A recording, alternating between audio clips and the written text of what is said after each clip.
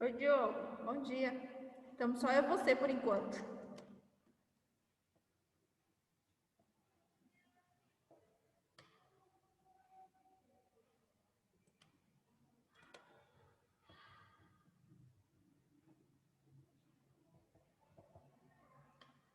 Bom dia.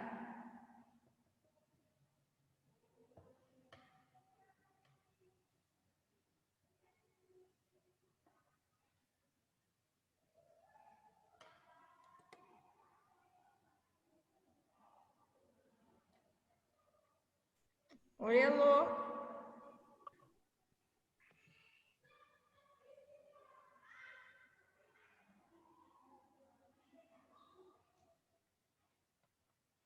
Oi, senhora reclamona, Sara. Bom dia.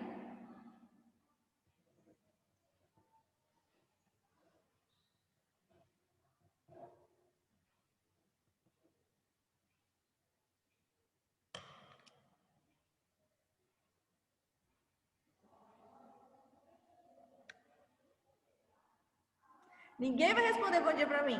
Eu vou ficar falando sozinha mesmo.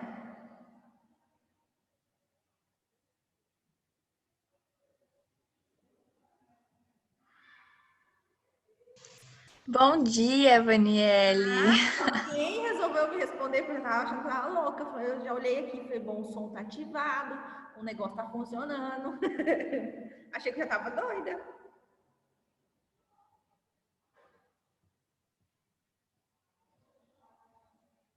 Deixa eu só terminar de anotar o nome dos meliantes aqui.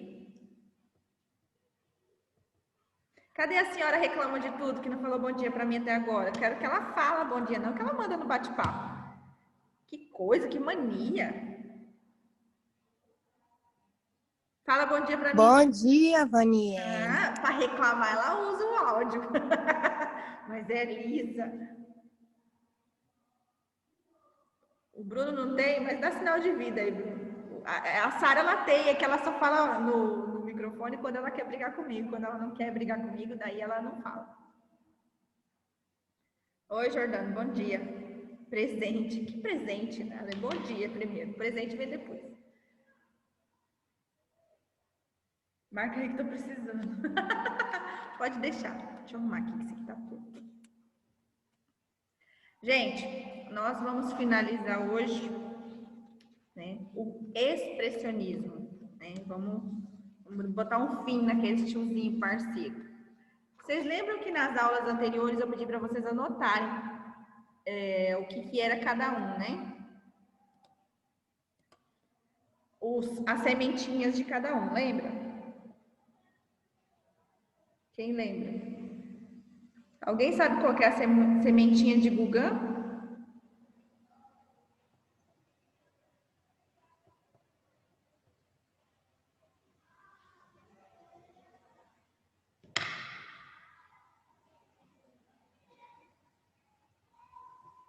Bom dia, Ana Letícia, tudo bom? Alguém sabe qual que é a sementinha que Gugan plantou? Eu pedi para vocês anotarem nas últimas aulas. Quem anotou?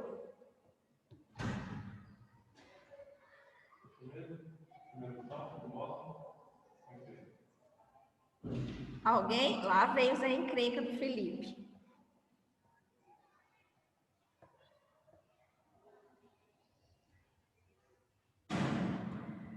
Eu nem dei nada de trabalho ainda, só tô perguntando qual que é a Alô, quem fala? Fala, Felipe, bom? Não é o Felipe. Ah, não, é o Bozo, certo? Eu quero saber qual que Anota o nome. o Gugan deixou. Olivia, eu e você, Maria. Você não fica falando não, hein? É uma Maria falando... Vanelli, já marcou meu nome aí, já que nós vai te entender aqui. Quê? Já marcou meu nome aí de presença que nós vai te entender aqui. Para de ser falador aí, ó, Felipe. Ainda vou colocar enjoeira na frente. Gente, vamos lá. Oi, Ziane, bom dia. Saiu um solzinho aí?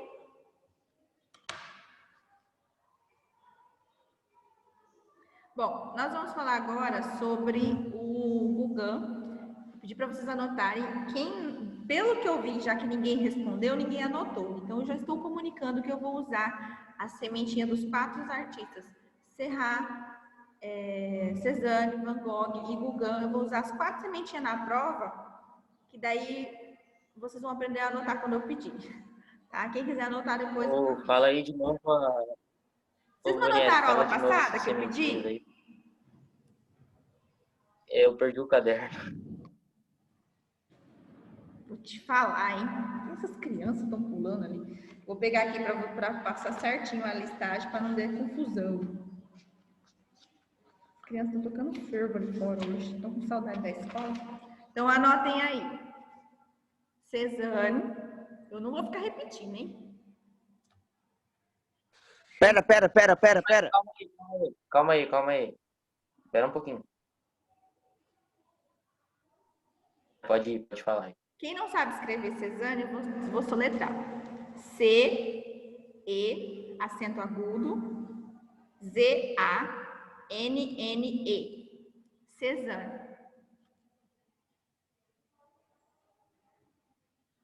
Ele lançou a semente da forma e da razão.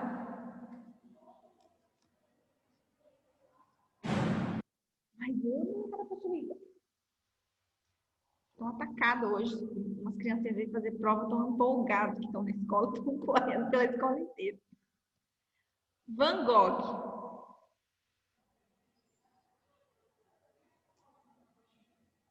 Van Gogh, a sementinha do sentimento e da emoção.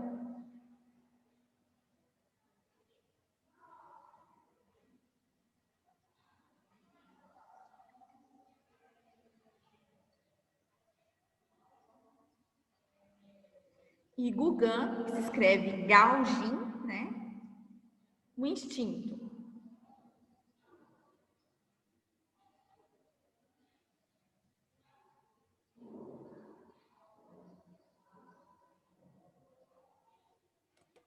Gauguin, o instinto, né? E Georges Seurat, com T mudo. Georges Seurat, a luz e a composição.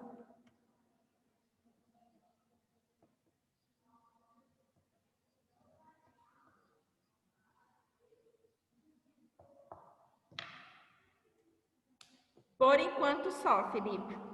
Algo mais virá. Fique tranquilo. Bom, continuando. Deixa eu só arrumar aqui para mim não me desorganizar depois. Não mistura tudo, depois eu fico louca procurando. Então, essas sementinhas que todos eles foram esparramando, né, elas são... Tarde, José, bom? José, depois você manda mensagem para Maria Eduarda, Diogo Vilete, Ziane, Giordano, Heloísa, Lívia, e pega uma lista que eu acabei de digitar para eles dos 4 artistas e suas sementinhas que eu vou usar na prova, tá? Ainda não, José, eu não mexi com o WhatsApp hoje, porque eu estou em aula desde as 7 da manhã, mas à tarde eu vou olhar sim, beleza? E aí, o Gauguin vai vir com essa sementinha do instinto. Mas o instinto não é aquele instinto de falar assim, eu tô com pressentimento de alguma coisa. Não. O instinto é o instinto de ser humano, o instinto selvagem, o instinto que obriga o ser humano a evoluir. Deixa eu só marcar o nome da Giovana. Tá? Esse instinto que ele vai buscar, tá? E aí, o que acontece? Oi, Giovana, bom dia. Giovana, eu passei uma listinha agora para os alunos de coisas que eu vou pôr na prova, e daí depois você pega com algum deles aí, tá bom? E aí... Beleza, Mariane. Oi?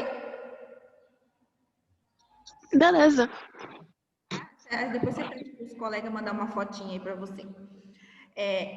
Bom, o Gauguin nasceu em Paris, né, de uma família organizadinha, pai e mãe. E aí... Como que eu vou explicar? O pai dele era um jornalista liberal que gostava de se meter em rolo político e confusão. Isso, Vitor? É isso mesmo. Aí eu aguardo até amanhã à tarde, tá bom? E aí ele gostava muito de meter em rolo político no jornal que ele trabalhava. E aí, por causa disso, né, as autoridades francesas mandaram fechar esse jornal. E aí o pai de Gauguin foi mandado embora. A família da mãe de Gauguin era uma família de boas situações aquisitivas, né? Então eles foram para Lima, no Peru, onde ficava a família dela, para trabalhar por lá. E o pai de Gauguin tinha a expectativa de chegar lá e continuar trabalhando com esse jornalismo político, né, investigativo dele, fazendo uma relação, mandando cartas para Paris, né, conseguindo escrever de longe e tudo mais. Porém, todavia, entretanto, a gente nunca sabe o dia de amanhã, a gente nunca pode deixar para amanhã o que a gente pode fazer hoje. Durante a viagem, o pai de Gauguin bateu com as 10, morreu. E aí, Gauguin ficou muito traumatizado com essa questão de política, ele não gostava dessa situação, ele culpava a política por ter perdido o pai. Tá? O pai dele teve um infarto ruminante, um infarto durante a viagem, e aí não chegou nem a chegar em Lima, né? Só chegou em Lima a mãe e Gauguin. E aí Gauguin achava o lugar meio exótico, meio diferente. Por quê? As pessoas têm a tonalidade de pele diferente, as características, os costumes diferentes, né? Eles viviam na França. França era aquele frio do negócio, né? Aquelas pessoas com aquele monte de roupa, aquela tonalidade de pele branca, transparente, quase invisível, né? Toda a questão de perfumaria, né? A questão do banho, a realidade daquele banho que não existia por causa do frio era verdade. Então era uma realidade diferente. As pessoas eram civilizadas, politizadas e frufru. Chegando em Lima, no Peru, a situação era diferente. Existia o frio, sim. Só que as pessoas gostavam de um bom banho, de uma boa comida. A pele era mais escura, vamos dizer assim, porque ele escreveu uma carta para o amigo dele falando sobre isso. Então, a tonalidade de pele era de pessoas latinas, né, americanas. Então, era totalmente diferente da realidade dele. E ele se apaixonou por isso. Ele começou a descobrir que existia um ser humano instintivo e diferente fora daquele mundo de Paris. E aí, com 17 anos, ele volta para Paris, né? Porque ele já estava chegando na sua maioridade, e ele se alista na Marinha, né? E ele foi aceito e ele ficou viajando por 6 anos por todo o continente. E nesses 6 anos de viagem, ele conheceu inúmeras pessoas, inúmeras situações, ele mudou de opinião sobre um monte de coisa. E daí, em 1821, com mais ou menos 23 anos, ele arrumou um emprego, quando ele voltou, né? Ele arrumou um emprego como corretor na Bolsa de Valores. E ele ficou riquíssimo e ele virou empresário desse ramo. E aí, ele viveu nesse top dos tops dos corretores durante 11 anos. E aí, por causa da queda financeira, né, da crise financeira de 1882, ele foi mandado embora. E aí, ele decidiu se dedicar à pintura em tempo integral. E sabe o que eu acho engraçado desses artistas?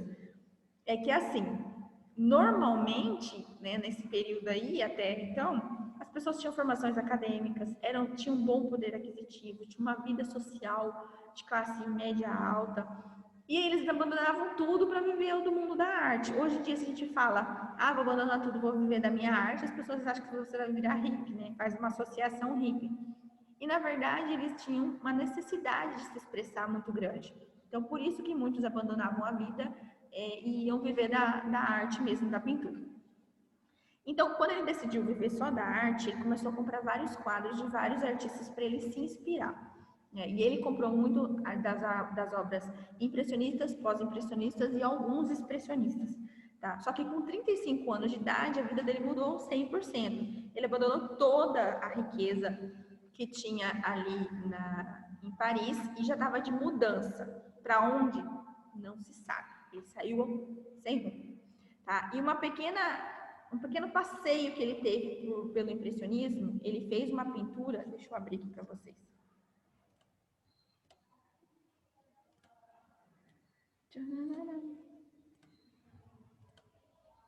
Tá. Ele fez essa pintura chamada Estudo de Nudes Suzane costurando. Se a gente observar essa pintura, a gente vai perceber que ela é muito, muito, muito impressionista pela questão de cores, luminosidade. Deixa eu abrir o bate-papo aqui, que se alguém manda alguma coisa, eu não enxergo. Não que eu seja cega. Daqui a pouco ele abre. E aí ele trabalhou 3 telas nessa técnica e aí ele não gostou, ele não se encontrou, ele falou que aquele ali não era o estilo dele. porque a única coisa que ele levou do impressionismo foi a luz, a cor e a sombra. Bem pouco aparente, porque ele não gostava desse negócio da mulher ser branca transparente, ele gostava do real mesmo, de como que era o ser humano. Tipo, a gente tem marca de camiseta, né? Então, se a pessoa tivesse que ficar nu para fazer uma pintura, teria que pintar essas duas tonalidades. E ele não gostava desse negócio de procurar a branquidez das coisas, ele gostava de colocar o real como ela é. E ele se desiludiu muito com essas pinturas e com os artistas impressionistas, porque eles insistiam demais em pintar realmente o que estava ali, o que eles estavam vendo, e ele não gostava. Ele gostava de trazer alguns sentimentos que estavam guardados dentro dele, alguma coisa das suas lembranças, né? Que foi esse um dos motivos dele ter brigado feio com Van Gogh naquela época que Van Gogh cortou a orelha fora, tá? Eles brigavam muito por isso, porque Gauguin gostava muito da situação de usar da imaginação, dos pensamentos, do instinto que ele tem como ser humano, do que foi guardado ali no fundinho, que ele fala que todo ser humano tem o seu lado obscuro guardado em algum canto, que algumas pessoas conseguem lidar bem com isso, outras nem tanto. Então ele falava muito sobre isso. E aí ele resolveu buscar inspiração em locais diferentes, e ele mudou para Bretanha, né? Especificamente em Pont-Aven. E essa cidadezinha, ela era bem humilde, bem simplória. E o que ele fez? Essa cidade, ela era rica em superstições religiosas, né? E alguns costumes religiosos também, bem assim, comuns da época. Então, ele ficou doido. O que ele fez? Ele mudou para lá já automaticamente. Tipo assim, vou buscar a loucura no centro dela. E aí ele foi para lá, começou a pintar. E olha o que ele disse quando ele chegou nessa cidadezinha, quer ver? Como amo a Bretanha. Aqui encontro algo selvagem e primitivo. Quando meus tamancos ecoam nesse chão de granito, ouço a nota surda, abafada, potente, que estou buscando na pintura. Então ele chegou lá e se realizou, porque ele foi começar a chegar no primitivo, ou seja, a humildade, um lugar mais tranquilo, mais simples, que as pessoas... De boa, Natália, mas chegou. Natália, eu passei um resuminho sobre 4 artistas que vai cair na prova, depois você pega com o pessoal, tá? Pede uma foto com a galerinha aí, tá bom? E aí, ele buscava mais esse verdadeiro incivilizado, a palavra é incivilizada, tá? Mais próximo da natureza humana possível, original. Então, ele buscava o ser humano selvagem. Quem hoje para nós é considerado um ser humano selvagem? É aquelas tribos indígenas isoladas lá na Amazônia, porque até então nenhum de nós somos selvagens. Um bebezinho que nasce, ele ainda é um ser considerado selvagem, porque ele não teve a domesticação. Não comparando a um animal, mas é a palavra de livros, tá, gente? E aí, a primeira pintura que a gente vai... segunda pintura que a gente vai ver dele, na verdade, é essa daqui, que se chama A Visão Depois do Sermão. Que foi a partir dela que ele começou a usar a sua imaginação para trabalho e foi seriamente criticado como muitos outros artistas. Essa pintura se chama A Visão Depois do Sermão, de 1888, ou Jacó lutando com um anjo, tá? Essa pintura ela é inspirada, né, ela é baseada na história do livro da Bíblia, em Gênesis, que conta a história da luta de Jacó com um anjo, tá? E um exemplo que a gente tem claro de uma alteração é essa árvore. Essa árvore atravessada que tem aí, porque ela é inspirada numa gravura japonesa que eu vou pôr daqui a pouquinho, tá? Que faz a quebra da imagem, que faz uma divisão entre o real, que é essas mulheres na parte de baixo, tá? E o padre que está dando o sermão ali, com a visão do acontecimento que é logo acima, tá? Lado direito acima. E aí ele faz um achatamento dessa figura, fazendo também uma referência às gravuras japonesas, tá? E aí a gente vai ver essa gravura aqui, que é a inspiração dele, junto com o quadro, tá? Que faz essa quebra na figura. Para os japoneses, essa gravura era normal fazer esse tipo de coisa, fazer uma imagem bem próxima, maior e o fundo menor. Para eles era natural, porque eles não seguiam regras acadêmicas. Então, para eles estava de boa, eles faziam o que queriam. ninguém podia dar palpite nenhum. E aí os europeus, né, eles amavam essa arte, porque eles falavam, gente, os caras é doido, eles podem fazer e acontecer e a gente não. Tá? E aí, baseado nisso, né, a gente volta aqui na figura, porque diz assim, que as mulheres ouviram o sermão do padre e durante o sermão elas foram imaginando a cena, né, de Jacó dando uma surra no anjo, ou o anjo dando uma surra no Jacó, tá? Então ele busca da imaginação para contar uma história. A história está ali, retratada em um livro, no caso a Bíblia. Porém, a imaginação dele faz essa transformação. É da mesma coisa quando alguém está contando uma história para a gente de algum acontecimento, a tua cabeça já vai automático construindo ali a imagem de tudo, tá? E aí é uma visão mais vivenciada, na verdade. O que está acontecendo ali, eles vão registrando de forma aleatória. E a gente vai descobrir que nem tudo precisa ser registrado. O que a gente observa nessa pintura também é a técnica que a gente observa, o uso do vermelho, tá? Que é mais intenso, o olho como uma liberdade de cor do mundo. Por que fala liberdade do cor do mundo? Usa ela de forma mais expressiva, para passar um sentimento mais pesado. Por quê? Que não tem relação com a realidade. O que acontece? Quando a gente conta uma história celeste, né? Lembra do Barroco, que usava muitos desenhos no teto, que conta a história celeste? Colocava muitos tons de azul, né? Azul, dourado, branco. Ele não queria retratar isso, como vinha a cena da imaginação dele. E nós associamos o vermelho a algo de forma mais violenta, né? Algo mais passional. Como ele está contando uma história de uma briga, ele substituiu o azul do céu pelo vermelho, tá? E ele faz essa menção muito honrosamente. E os artistas que estão ali trabalhando em conjunto com ele falam, cara, não faz isso. Como que você vai pintar uma cena celeste de um anjo com o céu avermelhado? Da onde isso? Aí ele relata que, como ele está contando de uma briga, uma situação fora da realidade, sangrenta, vamos dizer assim, né, porque para chegar ao ponto de um anjo surrar alguém é porque a coisa é feia. Ele colocou o vermelho porque é algo da imaginação, que ele não tem necessidade de se prender ao real. E aí, Van Gogh resolveu bater de frente com ele. Foi através dessa tela que iniciou a briga dos dois.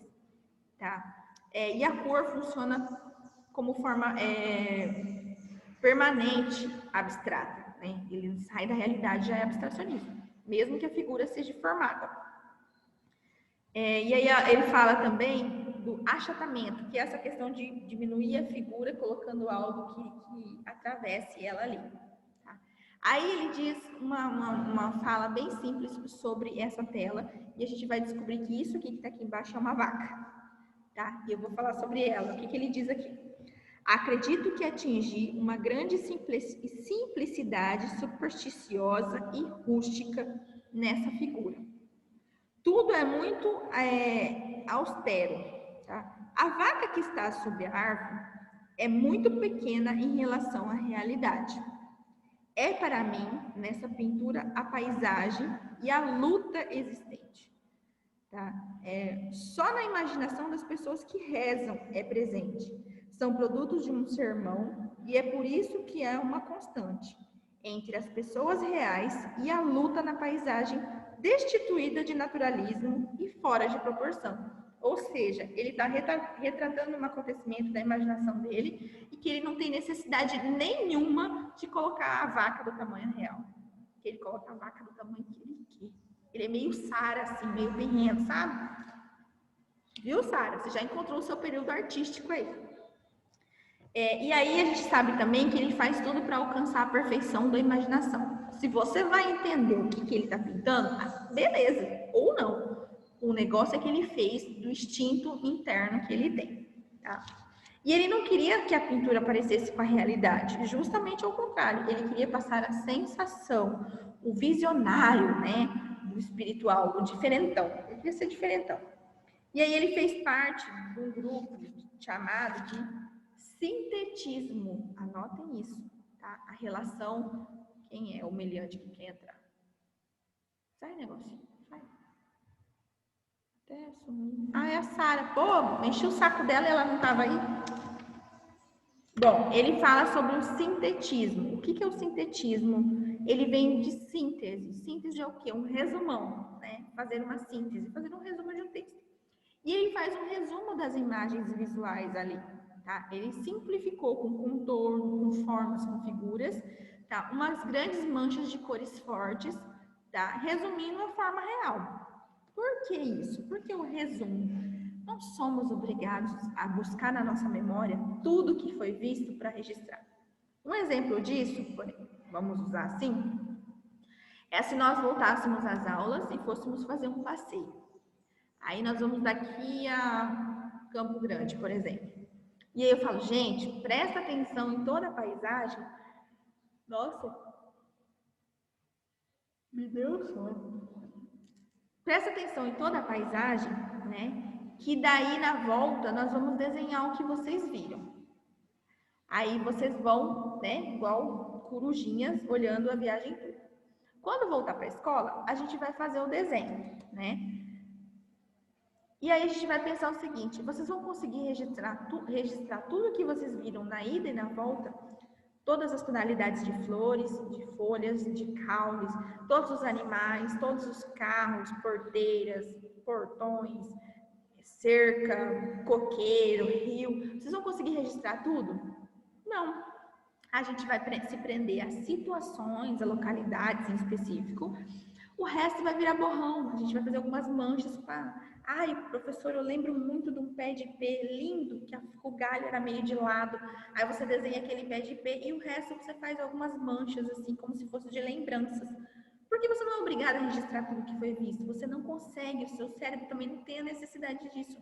Ele grava só o que é essencial, o restante ele descarta. A gente sabe que a gente tem memória de curto a longo prazo. As memórias curtas são apagadas ao fim do dia. E as memórias a longo prazo, né, elas são arquivadas num cantinho lá no cérebro. Então, a arte também tem essa necessidade de também descartar muita coisa. Ele não tem obrigação de guardar tudo, tá? E o sintetismo era uma característica muito japonesa. Eles faziam muito isso. Eles registravam o necessário, o resto era apagado. E aí, alguns artistas, especificamente Gauguin, usavam o sintetismo, o resumão. E aí, ele vai falar o seguinte, o que Gauguin pegou de cada artista? Gauguin pegou de Cézanne o lado explicativo da situação. Lembra que Cézanne era muito pesquisador, usava muito a ciência a seu favor? Então, de Van Gogh ele pegou a emoção de exprimir cores e sensações. E o dele, um instinto absoluto, né? Do instinto bicho de ser. E aí, ao mesmo tempo, a gente vai ver uma obra, esta daqui, que se chama A Hannah no Atua. Os alunos não riram. Não atua no que, professora? Não sei, mas não atua. Que se chama Dia de Deus, que é um registro que ele faz usando o sintetismo. Foi um acontecimento, né? Porque, querendo ou não, gente, Gauguin, ele passou por Panamá, Martinica, Bretanha de novo, aí ele foi para Arles, encontrou Van Gogh cortou ali a orelha, ele catou a malinha dele e vazou para o Tahiti. E lá no Tahiti ele se encontrou como artista buscando o seu primitivo. E aí ele fez esse dia de... Vai, negócio, eu quero saber quem que é o aluno que saiu e voltou. Esse sintetismo dele de resumão de figuras, né? Ele fez o dia do... é o Felipe. O dia dos deuses ali. E ele registrou somente o que ele achou necessário, que eram as pessoas e o fundo ali. Se a gente observar a base da nossa tela aqui embaixo, ó, a gente vai perceber que são manchas e borrões. São coisas que estavam ali, que para ele não tinha necessidade. Então, ele foi lá e descartou. Tá? Isso é o sintetismo, resumão através da figura. E buscando essa inspiração mais selvagem, as mulheres tahitianas demonstraram muito isso. Elas não se prendiam à questão de luxúria e tudo mais, né? Às vezes com a coroazinha de flores, um vestido colorido e simplório, era muito mais chamativo do que aquela velha vestimenta parisiense, tá?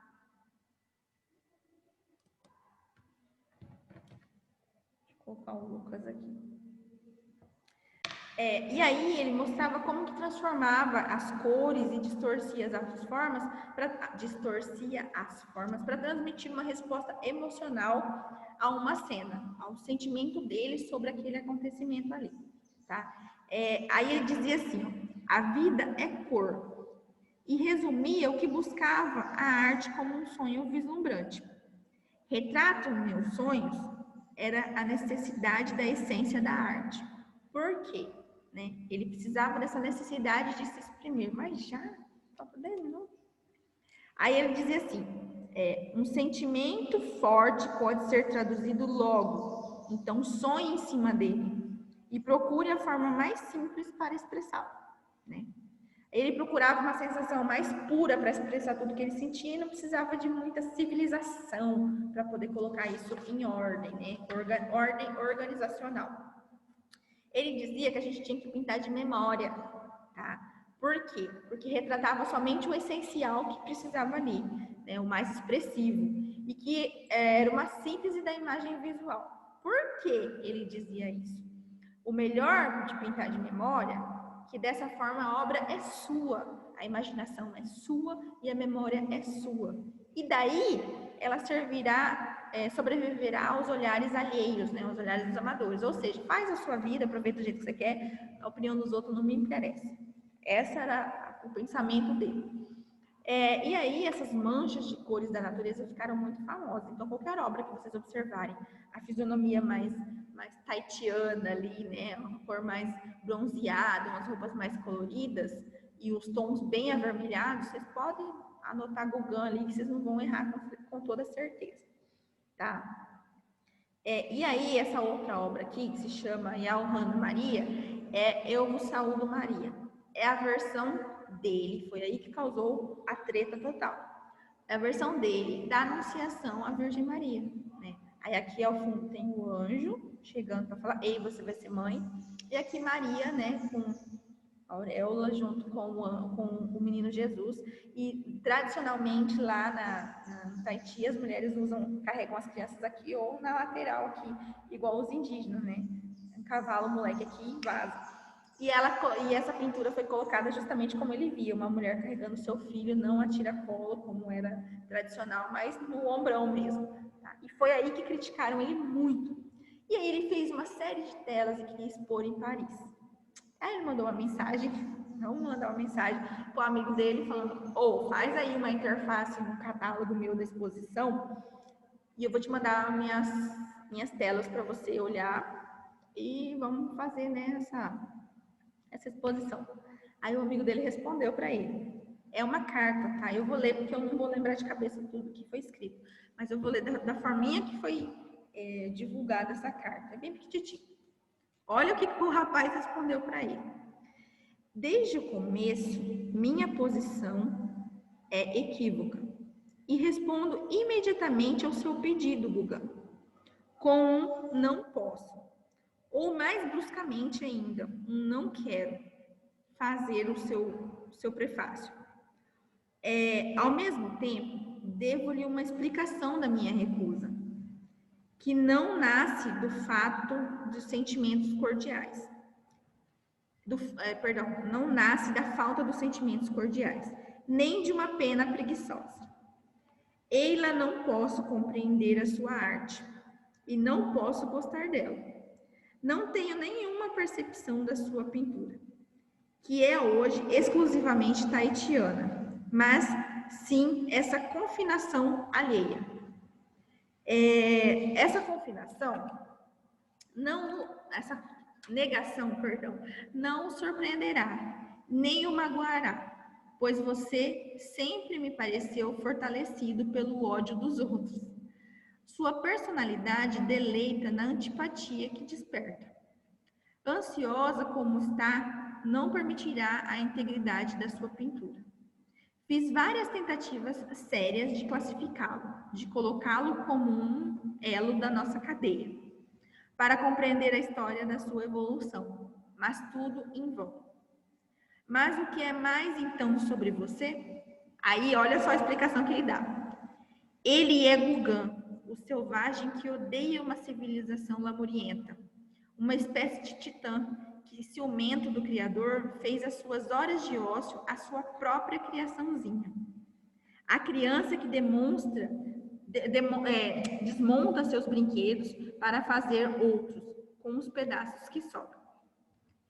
Que abajula e desafia, preferindo ver o céu de vermelho ao vê-lo azul, como toda a gente.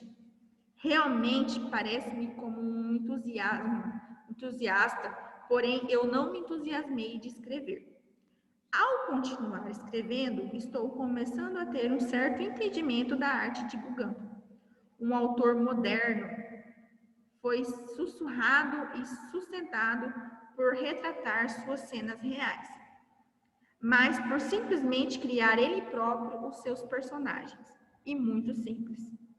Bom voyage, mestre, mas volte para nós e procure-me. Já então talvez eu terei aprendido a conhecer melhor a sua arte, o que me permitirá escrever um prefácio de verdade para o nosso catálogo. Traduzindo, ele falou que a arte dele era estranha, que ele não estava habituado com aquilo, que ele não tinha capacidade para escrever sobre, que ele achava que Gauguin estava fora do ar e que aquilo dali não condizia com a realidade, que ele se empolgou em ver as mulheres tahitianas e que só tinha aquilo nos trabalhos dele e que ele não tinha capacidade para trabalhar tal trabalho. Por quê? Este amigo estava preso ao academicismo, aquelas regras existentes ainda das belas artes. Então, ele não conseguia nem expressar e explicar para o amigo o que ele estava vendo ali. Tá? E foi dito também que a criatividade fazia parte das obras de Gauguin. Tá? Cores mais presentes nas suas pinturas eram o vermelho e o marrom, tá? Com algumas leves tonalidades de azul e amarelo. Tá? As suas pinturas eram sempre características, alguma comemoração, algum evento, alguma situação, tipo, as mulheres sentadas ao fim da tarde, as mulheres pescando, as mulheres sempre focando as tahitianas, né? Ele não era obrigado a pintar os tahitianos, ele pintava as tahitianas. Sempre com aquela característica marcante, né, da fisionomia tahitiana. E tem uma outra menção que diz sobre ele assim: tão clara é suas cores e tão permissivo é a luz ao fundo. Artista como você, declara-se ao vermelho o amor infinito, assim como a imaginação. Tá? Então, ou seja, o vermelho era a cor mais top de top para o Gauguin. Ok? Bom, sobre o expressionismo, a internet da roça. Olha, eu não queria falar não, Lucas, mas a nossa tá bem igual. Então, focando aí no expressionismo, a gente já terminou, né? A próxima aula a gente vai falar sobre o abstracionismo. Nós vamos chegar ao mundo da... Até então, a gente ainda era preso às formas vivas da arte, né? As formas reais, aos seres humanos. Do nada, chegam os doidos surtados e jogam umas misturas de cores e peças, e tintas e figuras, e chega o abstracionismo na arte. Começamos a liberdade de expressão, a liberdade da imaginação, né? O imaginário como foco do mundo aí. Nossa próxima aula é a nossa prova, tá? Os alunos que chegaram por último, entrem em contato com os coleguinhas para pegar sobre as sementinhas dos artistas expressionistas, que isso eu vou colocar na prova, e o aluno que errar, vai errar porque quer, porque eu já avisei que eu vou pôr na prova. Na verdade, eu já coloquei, que eu já fiz ela. Tá bom? Gente, beijo, bom final de semana, né? Bom resto de semana para quem eu não vou ver, porque a gente tem... Tchau, Vanielle. Se você tirar nota baixa, nós vamos entender. A gente tem aula sexta-feira, mas sempre tem aqueles alunos que não vêm me ver, né? E aí, se houver alguma dúvida, os alunos que não me mandaram trabalho ainda, por favor, tem até amanhã. Eu não vou receber trabalho sábado. Ah, eu esqueci. Já tem, ó, para entregar. Beleza? Porque assim que terminar nossa prova, já tem que fechar nossas notas. Beijo, me liguem. E a gente vai se falando por aí. Ô, Vanielle, Oi. deixa eu perguntar pra você. O mapa mental, ele tem que ser manual? Não entendi. O mapa mental, eu tenho que fazer ele, no caso... O romantismo eu posso fazer ele no computador? O romantismo não, mas da fotografia sim. Não, o da fotografia pode deixar. Então eu posso fazer o mapa mental no computador. Eu até coloco, tipo, se você quiser teu nome, o meu nome, entendeu? Pra dizer que foi eu que fiz mesmo. Eu tô fazendo ele aqui no no computador. Tá bom? Tá bom, obrigado. Beijo, gente. Fica com Deus. Tchau. Juízo. Aquilo que vocês não têm, tá? Até mais.